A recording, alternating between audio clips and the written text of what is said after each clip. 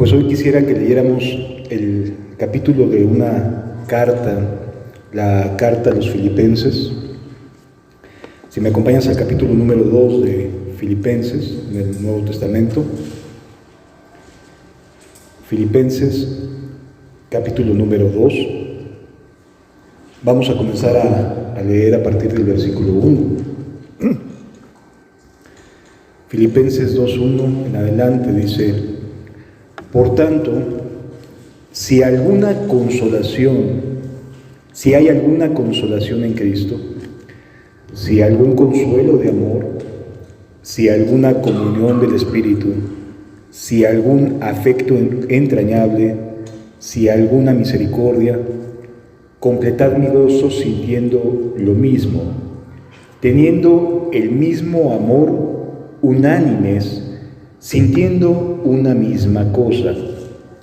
No hagáis por contienda o por vanagloria, nada hagáis por contienda o por vanagloria, antes bien con humildad, estimando cada uno a los demás como superiores a él mismo. Está hablando el apóstol Pablo y está dando una serie de instrucciones a los cristianos, a la gente que había caminado, que había decidido caminar con Dios, y les empieza a dar alguna serie de instrucciones, y les dice: por tanto, o en consecuencia, si hay alguna consolación en Cristo. Aquí yo pregunto una cosa: ¿en Cristo hay consolación? Por supuesto que sí. Entonces el apóstol lo que está haciendo es una expresión retórica, es diciendo así que si alguna cosa hay en el amor, en la unanimidad en Cristo, todos hay que sentir lo mismo. Todos deberíamos de estar sintiendo exactamente lo mismo. Por eso dice: por tanto, si hay alguna consolación en Cristo, yo creo que todos creemos o creeríamos que sí, hay en Cristo consuelo, en los momentos difíciles, en los momentos de alegría, hay paz, hay gozo. Si algún consuelo de amor, es decir, que a veces nos sentimos solos, a veces nos sentimos abandonados, como si nadie fuéramos para alguien importante o que nos amara, que a veces te levantas de la cama y te sientes completamente solo y dices: ¿ya para qué sirve seguir intentándolo? Es decir, si hay algún consuelo de amor, si hay alguna comunión del Espíritu, es decir, si tenemos esa comunión con Dios por medio de su Espíritu, si hay algún afecto entrañable, si hay alguna misericordia, completad mi gozo sintiendo lo mismo, teniendo el mismo amor, unánimes, sintiendo una misma cosa. Lo que trata de transmitirnos aquí el apóstol es: si tú tienes esperanza en Cristo, si tienes consuelo en Jesús, si tienes amor, si tienes comunión en el Espíritu Santo, si tienes afecto entrañable, si entiendes lo que es la misericordia, entonces tenemos muchas cosas en común. Por lo tanto, podemos completar el gozo sintiendo lo mismo, como diciéndonos: coloca estas cosas por encima de las desavenencias, coloca estas cosas por encima de las dificultades, coloca el amor de Cristo, el consuelo de Cristo, la comunión del Espíritu, el afecto entrañable, la misericordia, colócala por encima de todo, para que podamos ser unánimes, para que nos concentremos en un propósito en común. Por eso dice el versículo 3: nada hagáis por contienda o por vanagloria. Aquí no se trata de tratar de demostrar quién tiene la razón, sino colocar estas verdades, estas experiencias cristianas, porque son experiencias cristianas: la consolación de Cristo, el amor, la comunión en el Espíritu, el amor entrañable, son experiencias que solamente alguien que ha vuelto a nacer, que está caminando con Dios, puede tener. Por lo tanto, lo que nos está convocando el apóstol es a decir: coloca estas cosas que ya conoces, estas verdades, por encima de ti mismo. Colócalo por encima de tus propias opiniones, sintiendo lo mismo, teniendo el mismo amor, unánimes, sintiendo una misma cosa. Y es que el ser humano tiene la tendencia a siempre estar comparándose con otras personas, y eso genera contienda.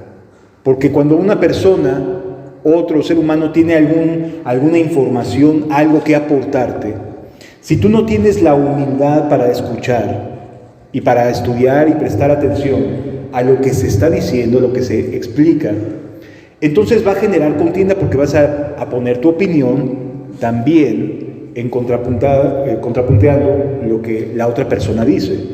Entonces, ¿qué es o cuál es la manera en que se puede generar unanimidad entre los creyentes?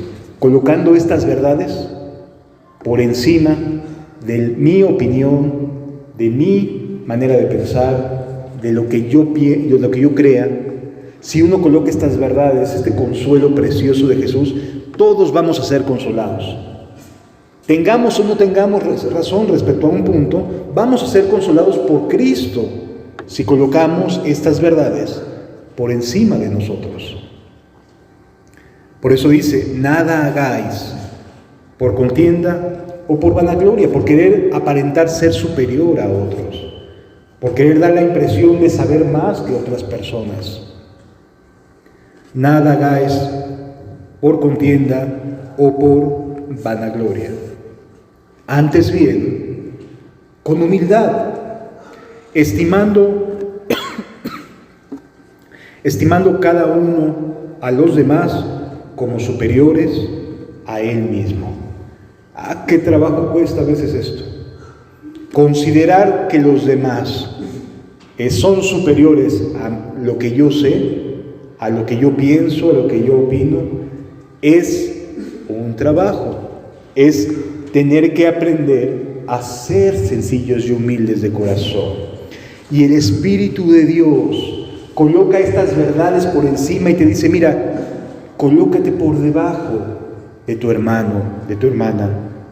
No te sientas más que nadie. El Espíritu de Dios te ayuda. El Espíritu de Dios brinda consuelo. Versículo número 4. No mirando cada uno por lo suyo propio, sino cada cual también por lo de otros.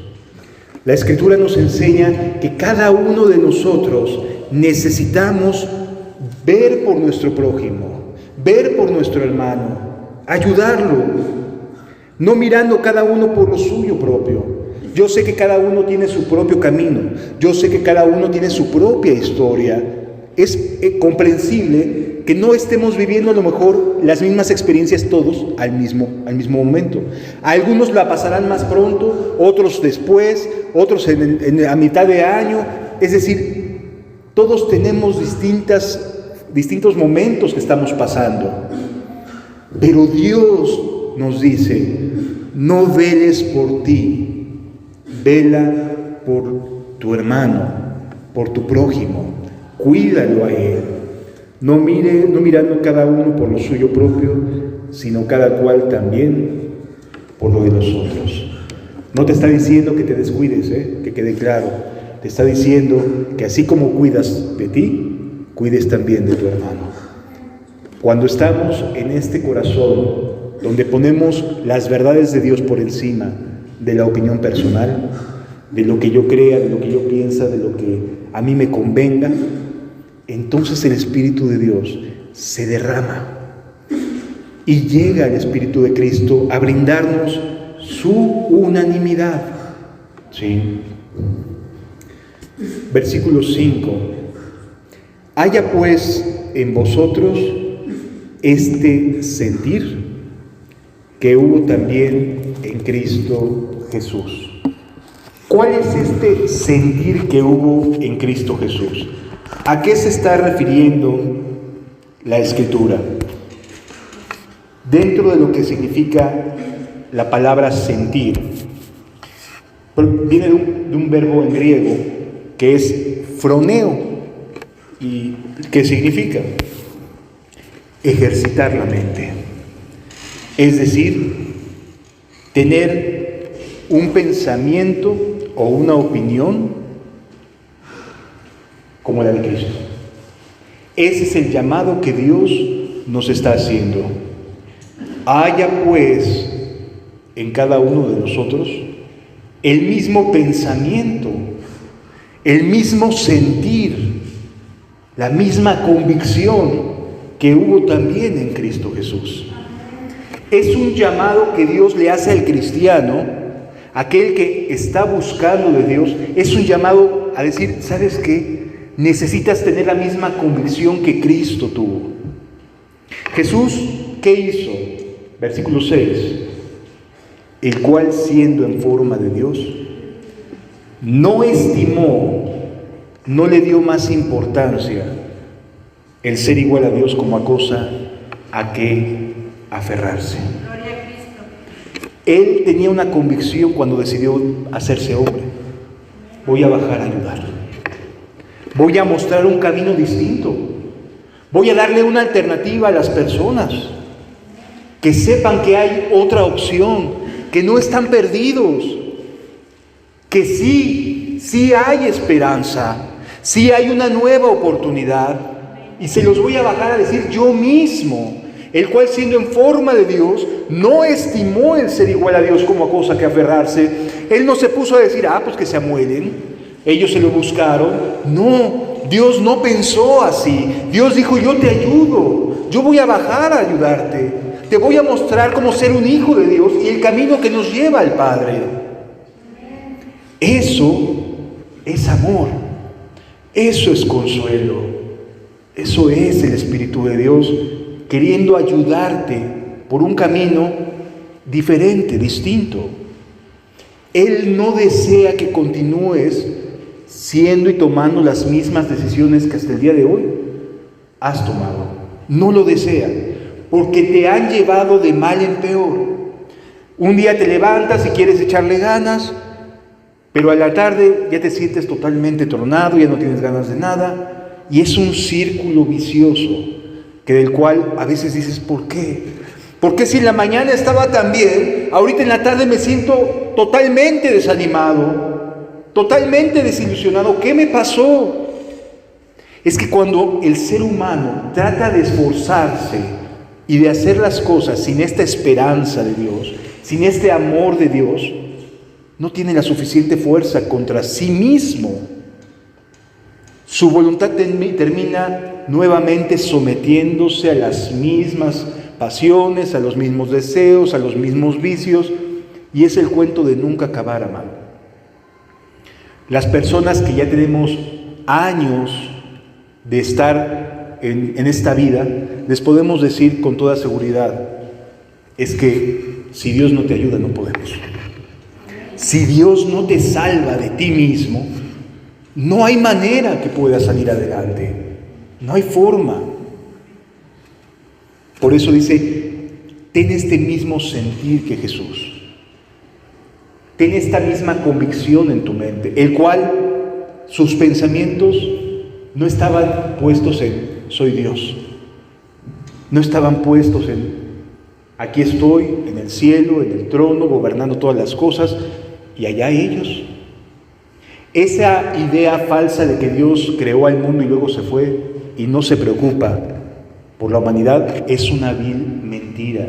Sí se está preocupando por ti, porque te trajo hoy aquí.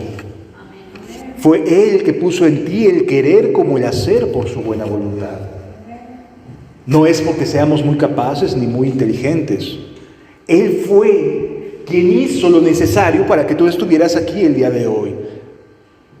Para que supieras lo que Él hizo por ti. Dejó su trono, dejó de hacerse Él mismo, de tener esa omnisciencia, omnipresencia, omnipotencia, y se hizo hombre. ¿Y sabes qué? Nació en un establo. ¿Cuántos de aquí hemos nacido en un establo? Probablemente ninguno. Él sí. ¿Cuántos nacieron entre las heces de los animalitos? Ninguno, pero Él sí. ¿A cuántos desde que eran bebés los persiguieron a tal grado que tuvieron que mudarse a otro país? Él sí. No habían pasado ni 2 años y tuvo que ser migrante, saliendo de Israel y yéndose a Egipto. Y allá creció parte de su niñez. No hemos vivido ni siquiera lo que Él ha vivido. Pero ¿cómo nos quejamos? ¿Cómo podemos decir, ay, es que cómo me he ido mal en esto y cómo me he ido mal en lo otro? Oye, compárate al Rey de Reyes y Señor de Señores, que nació entre animalitos y a los 2 años sus padres tuvieron que huir y ser emigrantes fuera de su propia nación para salvar la vida. Creo que ninguno hemos vivido eso. Pero a veces somos muy prontos para hablar, para quejarnos, para decir, no, Dios así, Dios asado.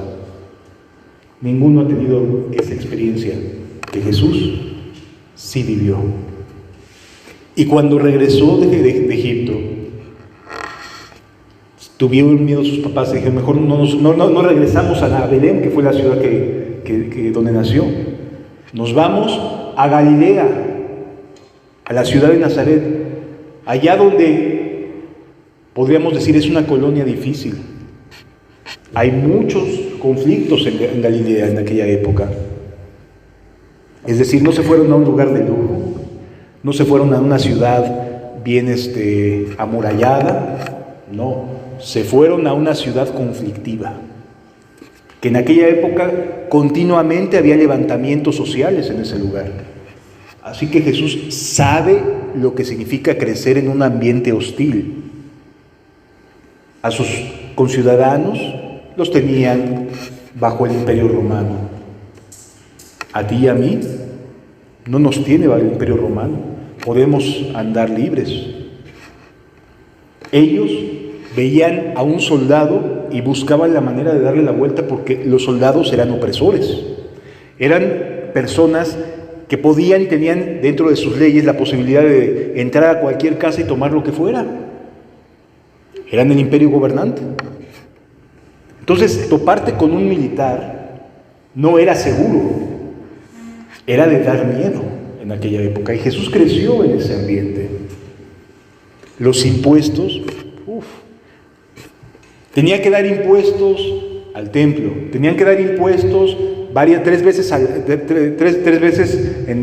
al año, tenían que dar impuestos por cuestiones de la ley de Dios, pero además tenían que dar impuestos a Roma. ¿Sabes cuánto daban en general de impuestos en un año? Cerca del 40-50% de lo que ingresaron. Es decir, estaban oprimidos. Si pescaban 10 peces, 5 de esos peces tenían que irse en impuestos. Entonces, sí, tenían complicaciones que tú y yo, dentro de todo, no tenemos. Sí es cierto, nos cobran impuestos, ¿no?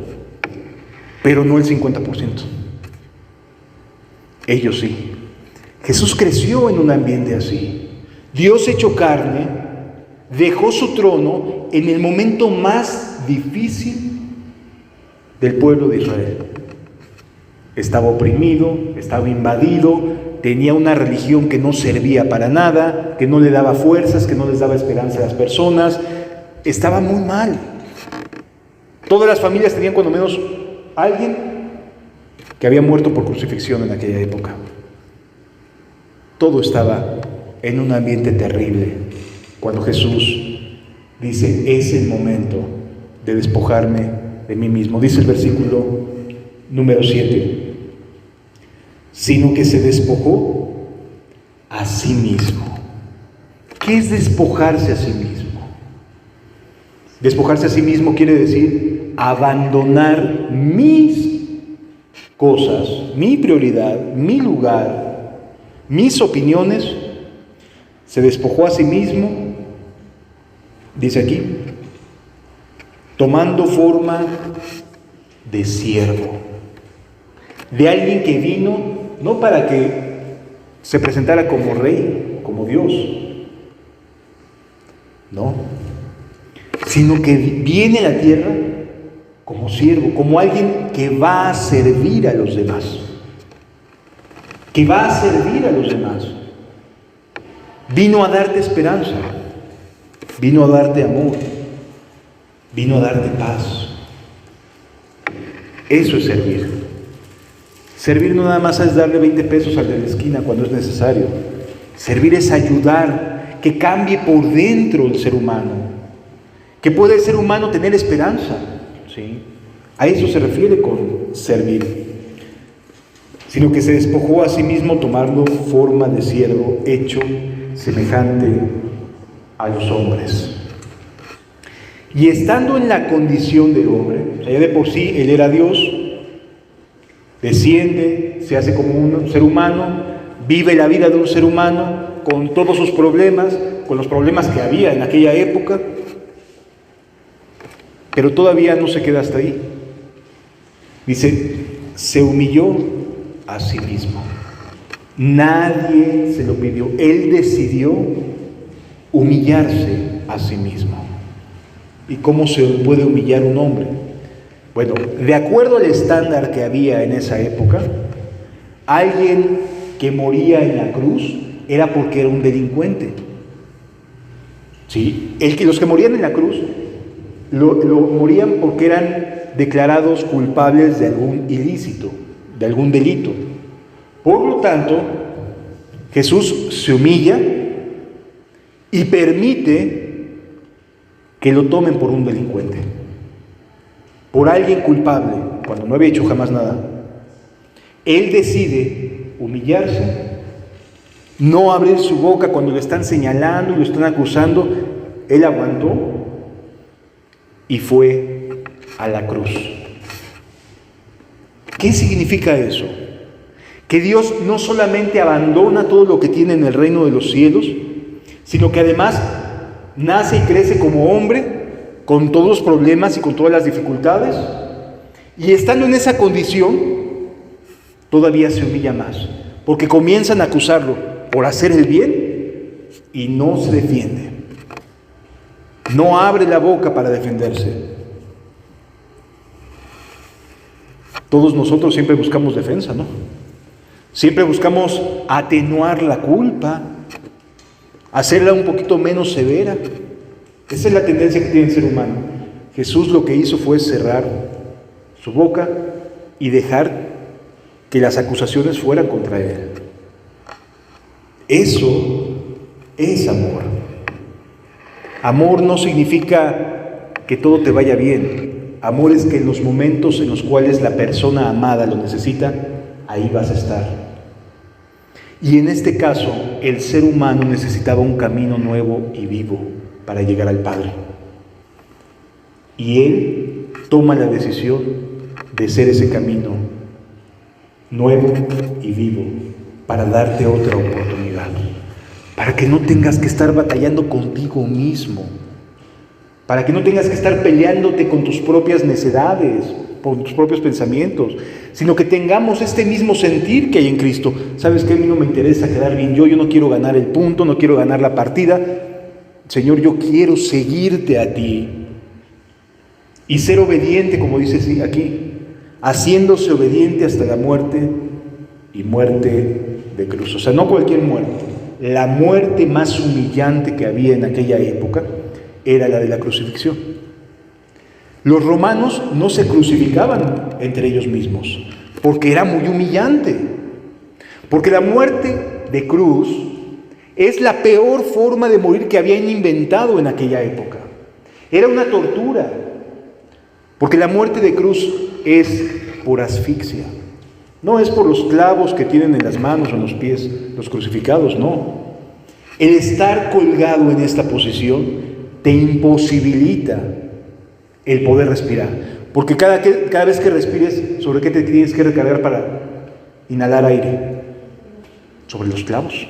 Porque tú estás colgado, estás expuesto a estar hacia abajo con los clavos en las manos.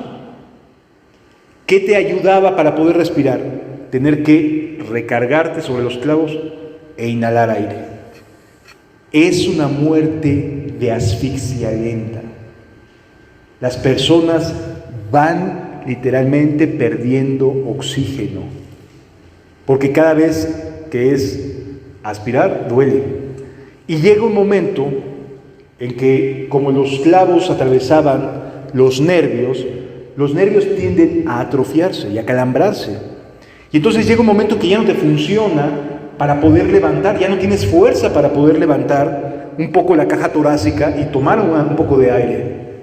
Se va debilitando la persona que está crucificada a tal punto que termina por morir de asfixia. Jesús murió asfixiado. No fue algo sencillo. Eso fue por amor a ti, por amor a mí. Para que no te levantes todos los días diciendo, ¿y ahora qué? Para que todos los días que digas, ya me cansé de la vida que llevo, es aburrida, es tediosa, siempre lo mismo, siempre esperando a ver qué nueva aventura hay, qué nueva emoción hay. Oye, no tienes que vivir así, ¿eh? No tienes que vivir así. Puedes vivir de manera diferente. Por eso vino Jesús, para dar consuelo, para dar amor, para darte una alternativa de vida. Por lo cual Dios también le exaltó hasta lo sumo y le dio un nombre que es, sobre todo, nombre. Cuando Jesús termina muriendo en la cruz y termina diciendo, Padre, perdónalos porque no saben lo que hacen.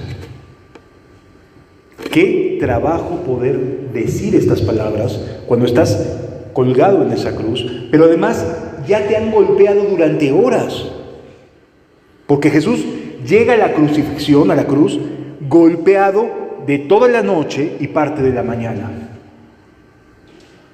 Y cuando Jesús muere a las 3 de la tarde, la hora novena, para ellos, la hora tercera, para ellos es la hora novena, para nosotros son las 3 de la tarde. Toda la noche estuvo en el patio de Caifás siendo golpeado. Toda la mañana estuvo en el pretorio siendo golpeado. Todo ese día Jesús estuvo recibiendo golpes físicos y golpes al estado de ánimo, porque se burlaban de él. Le trajeron una corona de espinas, y son espinas muy dolorosas, y se la colocan en la cabeza y se burlan de él. O sea, los romanos no solamente querían crucificar a un delincuente, querían humillar a ese delincuente, querían decirle, a ver si te crees muy rey, porque esa fue la acusación, este es el rey de los judíos, o se dice rey de los judíos, y no, el único rey que tenemos es el emperador romano. Así que cuando Jesús es visto y puesto en el patio del pretorio, ¿sabes cómo trataban a los que se decían ser reyes cuando ellos son el ejército del imperio romano? No, bueno, era en serio buscar la forma de que lo lesionaran a como diera lugar. ¿Sí me doy a entender, amados? Es que a veces solamente escuchamos acerca de la resurrección, de la crucifixión, de una manera muy hollywoodense, ¿no? Ay, la persona que medio golpean y lo llevan ahí en la cruz y lo van cargando. Y las películas nos muestran eso. Pero a ver, desde la noche a Jesús lo están golpeando una y otra y otra y otra vez. La madrugada y la mañana. Lo están golpeando todo el tiempo. Lo están desangrando. Para cuando llega a las 12 a la cruz, solamente tiene 3 horas de vida. Muere a las 3 de la tarde. Cuando el crucificado se tenía la expectativa de que durara entre 6 y 8 horas colgado. Jesús no aguantó ni 3 horas. Así habían sido las golpizas previas, que no duró ni 3 horas vivo. Los latigazos en la espalda no eran con cuerditas así de mecate, ¿no? No. Ellos ponían en la parte final de sus látigos unos huesecillos. Los afilaban, ¿sí? Contra una piedra los afilaban y los dejaban bien puntiagudos. Entonces, cuando daban el latigazo, esos pequeños huesecillos se clavaban en la espalda, en la piel de la espalda, que es gruesa, y cuando daban el tirón, se traían pedazos de carne. Era causarle daño, como fuera, a la persona que está siendo victimizada. ¿Sí? Entonces, no estás hablando de Hollywood. Estás hablando de un genuino dolor, de un verdadero estado de angustia de parte de Jesús. ¿Por qué? ¿Qué lo motivó? Haya pues este pensamiento que hubo en Cristo Jesús, el cual siendo en forma de Dios, no estimó el ser igual a Dios como a cosa que aferrarse, sino que se despoja a sí mismo, haciéndose hombre, y en ese estado de hombre se humilló a sí mismo, haciéndose obediente hasta la muerte y muerte de cruz. ¿Por qué razón, amado? ¿Qué ganaba Jesús con dejar que lo mataran de esa forma? ¿Qué ganaba Cristo con permitir que llegara a ese grado? Porque pudo haberse defendido, ¿estás de acuerdo? Él era Dios. ¿A cuánta gente no libró? ¿A cuántas personas no ayudó? Limpiándolos de la lepra, sanando, echando fuera demonios. ¿A cuántas personas no ayudó? ¿Por qué permitió que llegara a este estado de golpiza? Porque Él sabía lo que iba a pasar. En ese último viaje que hace a Jerusalén, les comienza a decir a sus discípulos: es necesario que el Hijo del Hombre sea entregado a los gentiles y muerto, pero resucitará al tercer día. ¿Sí? ¿Esto qué implica? Lo que implica es que Jesús estaba a punto de morir. Yo pregunto aquí una cosa: si Dios lo que desea es ayudar al ser humano, ¿qué sentido tendría, y es una excelente pregunta, qué sentido tendría dejarse matar? Si lo que interesa es el poder ayudar a los demás, ¿por qué solamente 3 años y medio? ¿O 3 años? ¿O casi 4? Sí. ¿Qué sentido hace? Bueno, es que Jesús estaba ocupando un lugar que ocupaban los animalitos para cubrir la maldad. Quisiera que me acompañaras por favor al libro de Génesis, al capítulo número 3. No va a aparecer en la pantalla, o a ver si da tiempo, pero si no, no hay problema. Génesis capítulo 3.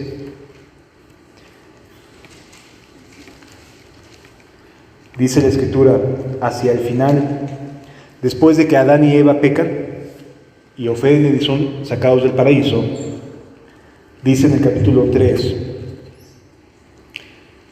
versículo 21, y Jehová Dios hizo al hombre y a su mujer túnicas de pieles y los vistió.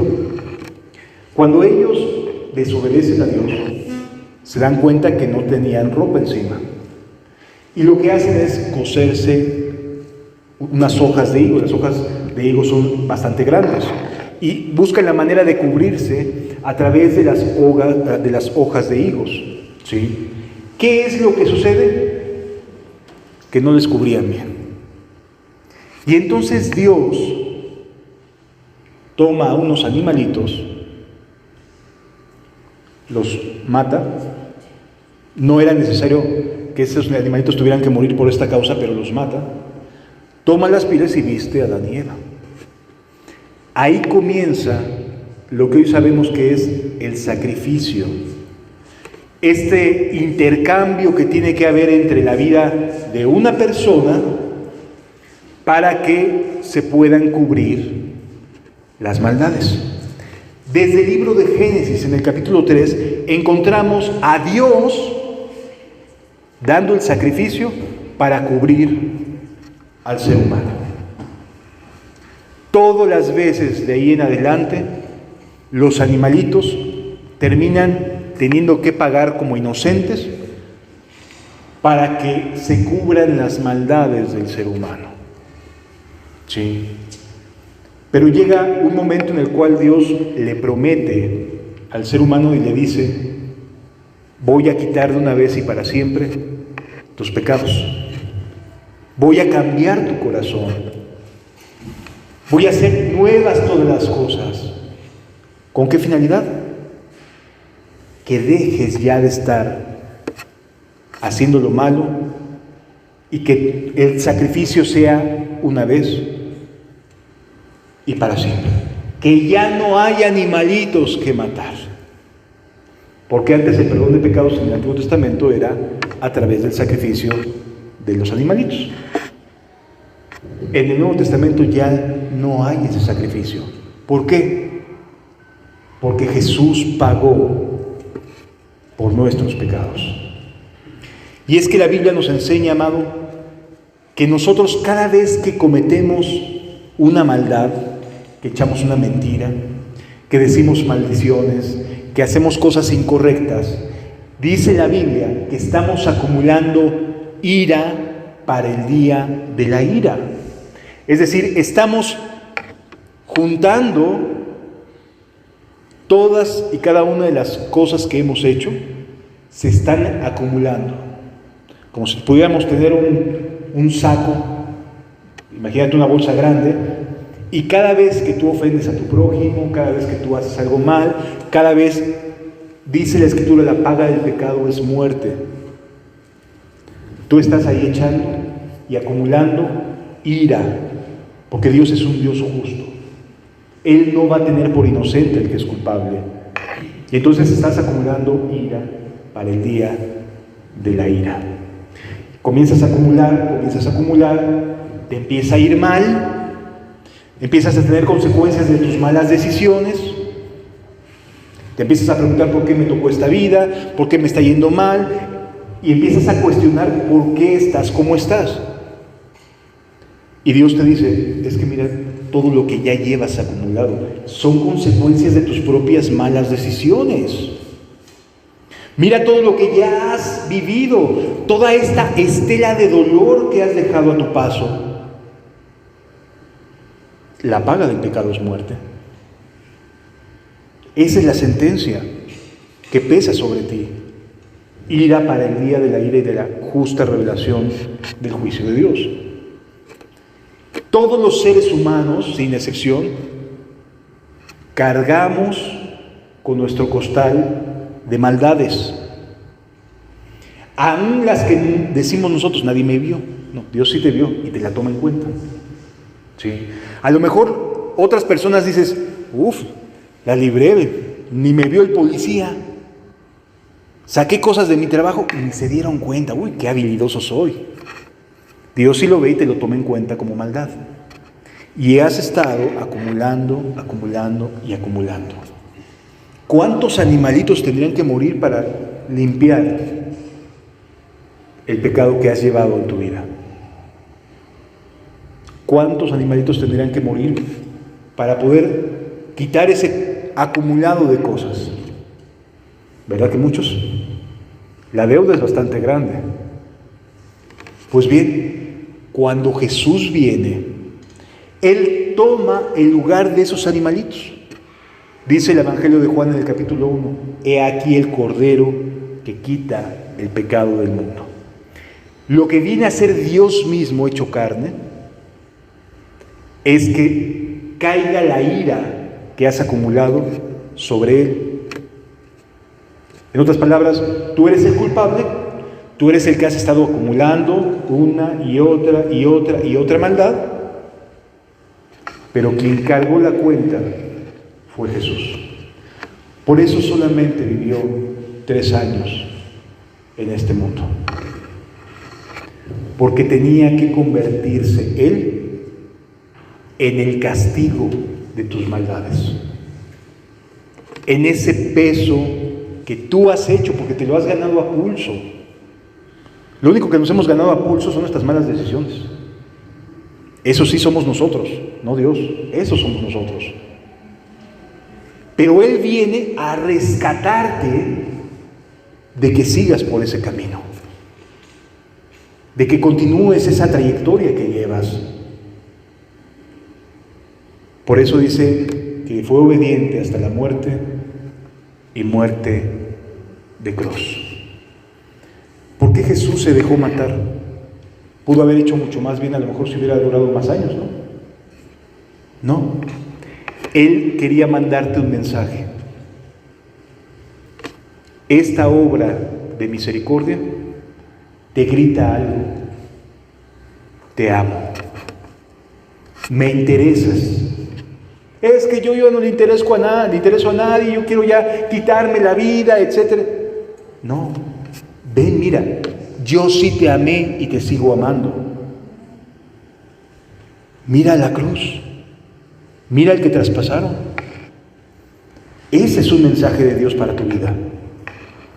Eso es algo que ninguna persona ha hecho a tu favor. ¿O alguien ha muerto en tu lugar? Dios sí lo hizo por ti. Haya en vosotros este sentir que hubo también en Cristo Jesús. O sea, si Dios hizo esto, ¿tú crees que te puede costar demasiado trabajo renunciar y decir, quiero volver a empezar? Que nada de mi pasado sirve, quiero volver a empezar. Yo quiero esa nueva oportunidad, Señor. Yo deseo volver a empezar. ¿Tú crees que puede ser tan difícil despojarte de tus propias opiniones y decir, Señor, sálvame? ¿Tú crees que puede ser tan complicado despojarte de ti mismo y decir, rescátame de mis propias maldades? Por favor, haz algo por mí. Si aquel que se despojó a sí mismo y se hizo hombre, vino y te enseña el camino de Dios, ¿tú crees que te va a decir, no te ayudo? Si ya demostró que te ama, si ya demostró que tiene interés en ayudarte, por supuesto que te va a decir, sí te ayudo. Desde luego que te va a decir, te doy a dar otra oportunidad.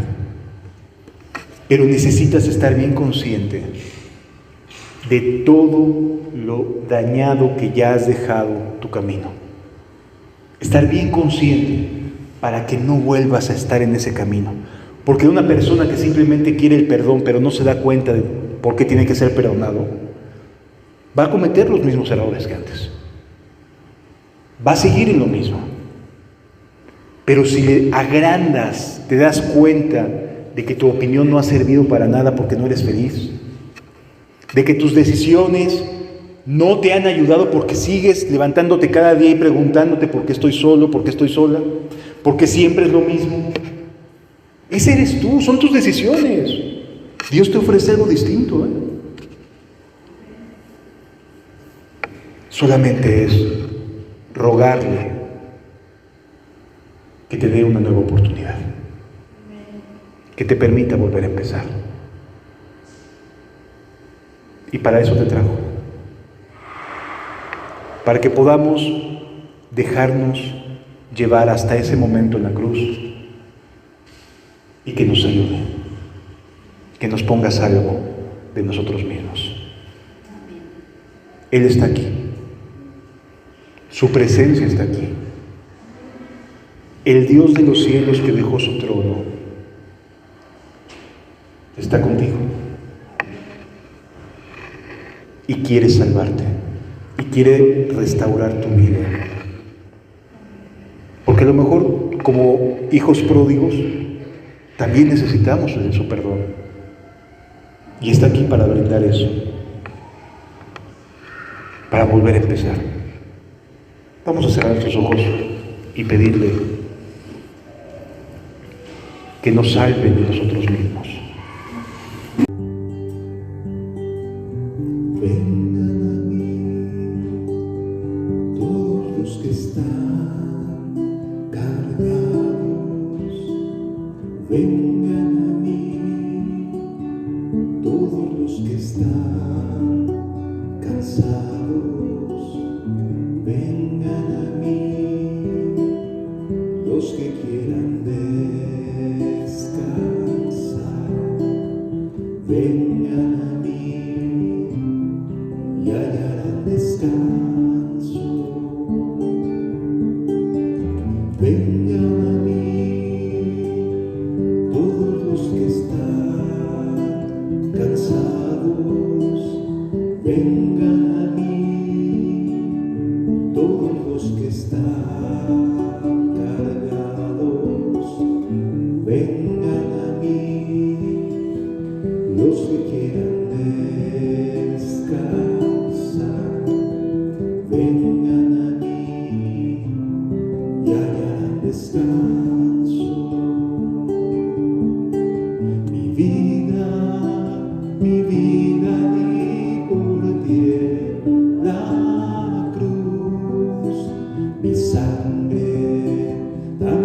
por divertir,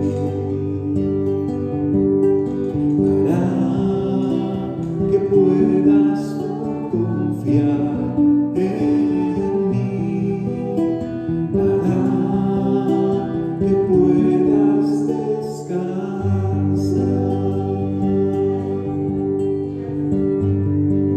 Sé que estás cansado de tu vida, de estar esforzándote cada día por ser distinto y no lograrlo. Abre tu corazón a Cristo. Deja que Él lo haga, que Él te convenza de tu vida, de tus maldades, para que sepas qué tan grande es su perdón. Vengan a mí todos los que están cansados, vengan a mí todos los que están cargados, vengan a mí los que quieran descansar, vengan a mí y hallarán descanso. Mi vida di por ti la cruz, mi sangre también por ti vertí, para que puedas tú confiar en mí, para que puedas descansar. Mi vida di por ti la cruz, mi sangre también por ti vertí, para que puedas tú confiar en mí, para que puedas descansar.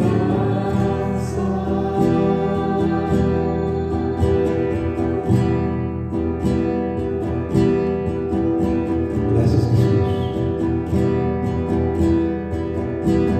porque no hemos sufrido lo que tú sufriste, porque podemos mirarte en la cruz, porque nosotros te llevamos ahí por causa de nuestros pecados. Saliendo del Betún, marcharon a procesión, rumbo al Calvario, sufriendo abandonó la cruz sobre su espalda, llagando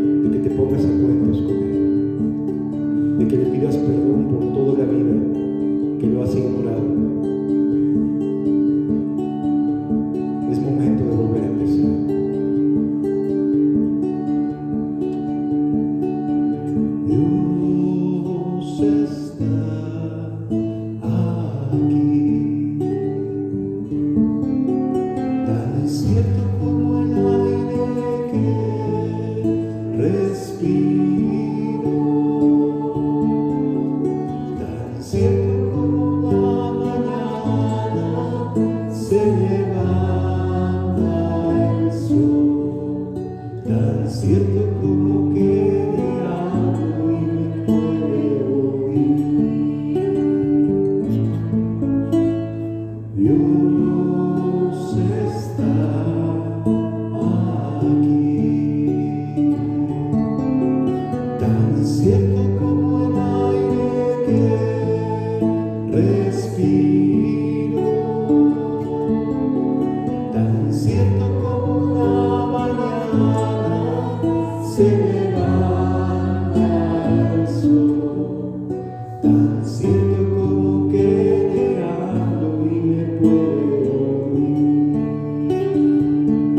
Le puedes sentir junto a ti en este mismo instante. Le puedes hablar muy dentro de tu corazón. Le puedes hablar en ese problema que tienes. Jesús está aquí. Si tú quieres, le puedes sentir.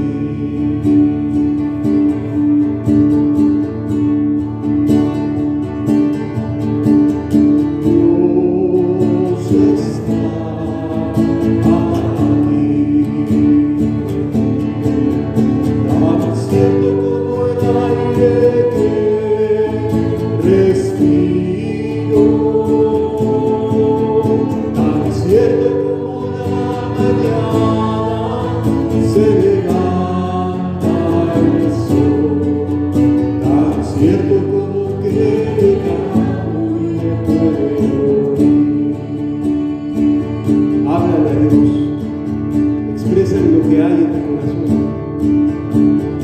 No importa quién esté a tu lado, Dios está ahí viéndote. Dios está esperando que le hables. Para eso le trajo. Háblale.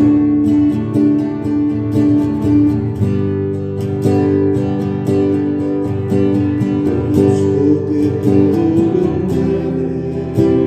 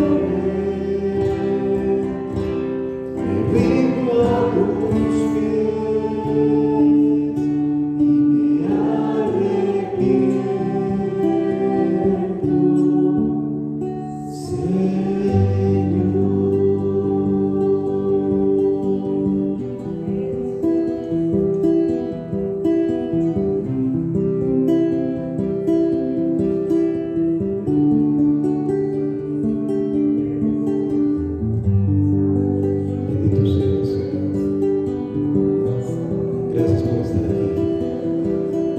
Gracias por hablar a nuestro corazón, Señor, por llamarnos a una vida distinta, Señor.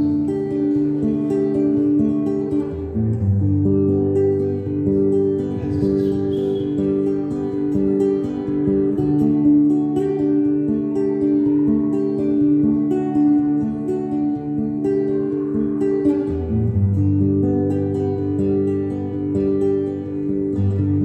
Gracias, Señor.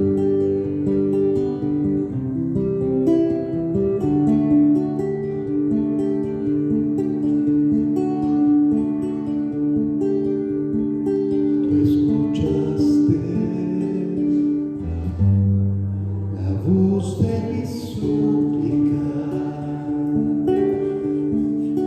cuando más necesitaba de ti. Tus oídos estaban abiertos y tus ojos miraban a mí. ¿Sabes que Dios te está viendo? Mira tu corazón, mira tus pensamientos, mira tus palabras. Tú escuchaste la voz de mi súplica cuando más necesitaba de ti. Tus oídos estaban abiertos y tus ojos miraban a mí. Tú eres Dios verdadero,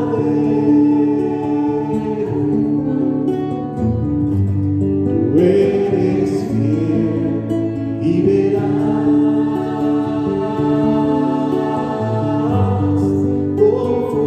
confortaste mi alma,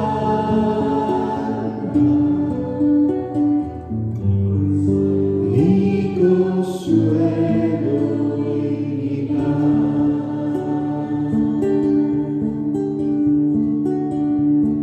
Bendito seas, Señor. En mi vida camino tranquilo, pues yo sé que tú cuidas de mí. Cada día observo tu mano y tu tierno cuidado por mí.